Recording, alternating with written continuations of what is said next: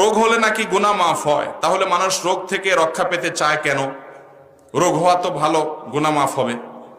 প্রশ্ন তো সুন্দর প্রশ্ন, মাশাআল্লাহ। রোগ হলে, বিপদ হলে গুনাহ মাফ হয়।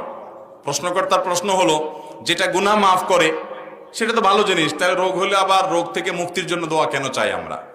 এ প্রশ্ন উত্তর হলো, নবী করিম সাল্লাল্লাহু আলাইহি সাল্লাম বলেছিলেন তার দোয়ার মধ্যে, আল্লাহ আপনি যদি আমার উপরে অসন্তুষ্ট না হন, আমার কোনো বিপদ হয়, কষ্ট হয়, ফালা উবালি, আমি পরোয়া করি না, আমার কিছু যায় আসে না। আপনি কষ্ট দিচ্ছি, কষ্টের মধ্যে ফেলে যদি আমাকে আপনি রাগান্বিত না হন, আপনি সন্তুষ্ট থাকেন, আমি সেটাকে মেনে নিব। আল্লাহ অসুস্থ হলে, রোগ দিলে আল্লাহ রাব্বুল আলামিন আমরা সন্তুষ্ট হব, কারণ এর মাধ্যমে আল্লাহ গুনাহ মাফ করবেন।